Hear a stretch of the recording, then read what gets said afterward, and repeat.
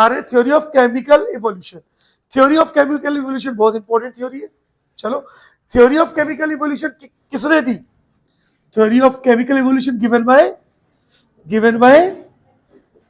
Bye Oparin and, हाँ, Haldane. Oparin और हेल्डन। भेदभाव क्यों? ओपेरिन को भी कैपिटल में लिखो, ओपेरिन को भी कैपिटल में लिखो। तो थ्योरी ऑफ केमिकल इवोल्यूशन किसने दी? ओपेरिन एंड हेल्डन ने दी। इन्होंने क्या बोला? इन्होंने बोला छोटे छोटे केमिकल्स को कंबाइन करने से ही क्या हुआ? लाइफ फॉर्म हुई। जैसे छोटे छोटे केमिकल्स आपस में, गैसेस आपस में कंबाइन हुई, उनसे अमीनो एसिड बने, अमीनो एसिड मिलकर बना रहे हैं प्रोटीन, है ना। कुछ आरएनए और डीएनए का फॉर्मेशन हो रहा है। याद है आरएनए वर्ल्ड? स्टार्टिंग में डीएनए तो था ही नहीं, स्टार्टिंग में आरएनए था, तो आरएनए का फॉर्मेशन हो रहा है। ये सब बात किसने बताई? ओपेरिन एंड हेल्डन ने, है ना। बहुत इंपॉर्टेंट थ्योरी है। हाथ जोड़ के नमस्कार कर लो। हाँ, ठीक है। चलो, जब इन्होंने बातें अपनी बताई, ओपेरिन कहाँ के थे? रशियन थे। और हेल्डन कहाँ के थे? इंग्लैंड के। देखो, दो अलग अलग लोग थे, एक रशिया एक इंग्लैंड। और फिर भी देखो कहां तक मिल रही है थिंकिंग, देखो कि कहां तक मिल रही है इनकी। अब जब इन्होंने अपनी बात बताई तो यार ज्यादातर लोगों ने एक्सेप्ट नहीं की, लेकिन कईयों ने एक्सेप्ट भी की। लेकिन वही एक साइंटिस्ट था, अमेरिकन साइंटिस्ट, अब अमेरिका पहुंच गए। क्या नाम था? हाँ, एस एल मिलर। तो वहां पे मिलर थे। मिलर को इन पे बड़ा विश्वास था। मिलर ने बोला कि यार इन्होंने जो कहा है ना वो सही कहा है। और उन्होंने बोला कि यार अगर हम ऐसा करा के देखें तो क्या दिक्कत है ना। तो इन्होंने क्या किया? मिलर, तो एस एल मिलर एक्सपेरिमेंट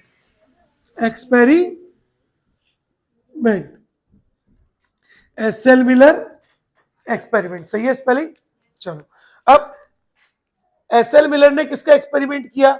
जो बात ओपरिन और हेल्डन ने बोली वही इन्होंने परफॉर्म की, है ना। क्या था? देखो, इन्होंने, ओपरिन मिलर ने क्या बोला? स्टार्टिंग में जो एनवायरमेंट था वो कैसा था? जब सबसे पहले केमिकल कंबाइन हुए, लाइफ फॉर्म बन रही थी, उससे पहले एनवायरमेंट कैसा था? एनवायरमेंट था रिड्यूसिंग एनवायरमेंट था। रिड्यूसिंग एनवायरमेंट का मतलब ऑक्सीजन एब्सेंट था, ठीक है। और क्या बोला? वॉल्केनिक स्ट्रॉम्स आ रहे थे। देखो दिख रहा है, हाँ, वॉल्केनिक स्ट्रॉम्स थे, यानी ज्वालामुखियां फट रही थी। और क्या बोला? बहुत ज्यादा हाई टेम्परेचर था। ये बात किसने बोली है? ओपरिन और हेल्डन ने बोली थी, जिसको अभी ये यूज करेंगे बातों को, है ना। और हाई टेम्परेचर में लगभग 800 डिग्री सेल्सियस का टेम्परेचर था। कितना टेम्परेचर था? 800 डिग्री सेल्सियस टेम्परेचर था। और क्या बोला? कुछ गैसेस थी, जैसे अमोनिया गैस थी, मीथेन गैस थी, हाइड्रोजन गैस थी, वाटर वेपर थी। ये चीजें थी स्टार्टिंग में। और फिफ्थ, हाई स्पार्क था। हाई स्पार्क का मतलब क्या होगा? बहुत ज्यादा लाइटनिंग थी, लाइटनिंग थंडर। तो आप क्या बोल सकते हो? लाइटनिंग थंडर, है ना। लव एंड थंडर नहीं है, कहीं सोच थॉर आ गया, है ना। लाइटनिंग थंडर, है ना। अब देखो हुआ क्या, यही सारी कंडीशन जो ओपेरिन और हेल्डन ने बताई थी, इन्हीं कंडीशन को मिलर ने क्या किया? अपने एक्सपेरिमेंट में यूज किया, ठीक है। कैसे? देखो, यहां बनाते हैं। इन्होंने क्या किया?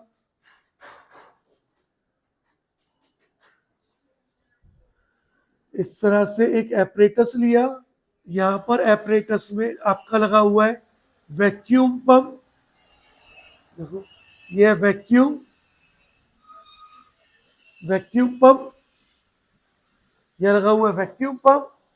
अब वैक्यूम पंप के बाद यहां पर ये ट्यूब यहां पर जा रहा है, और यहां पर एक फ्लास्क है, देखो दिख रहा है फ्लास्क।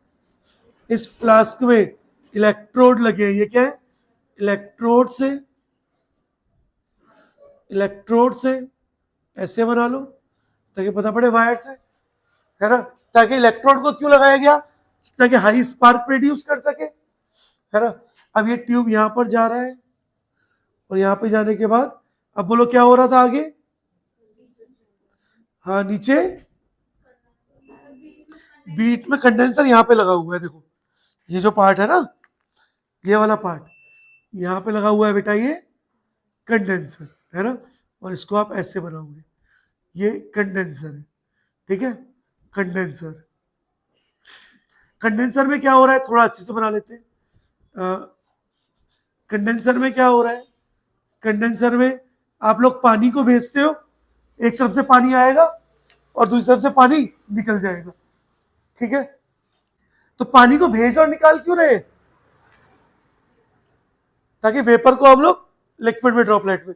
यहां पर क्या है, यहां पे ये कंटेनर है जहां पर ये पानी आ रहा है और हम यहां पे इसको क्या करते हैं, स्टोर कर रहे हैं, ठीक है।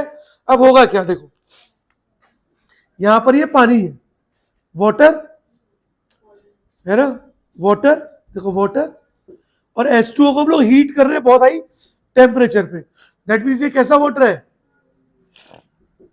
बॉइलिंग वाटर है, ठीक है। अब वाटर है तो वाटर की वेपर्स भी बन रही होंगी, यानी यहाँ पे वाटर वेपर जा रही है, साथ में यहाँ पे वाटर वेपर के साथ साथ कौन कौन है, मीथेन गैस, H2 गैस और NH3 गैस, और अब वाटर वेपर तो आई है ये।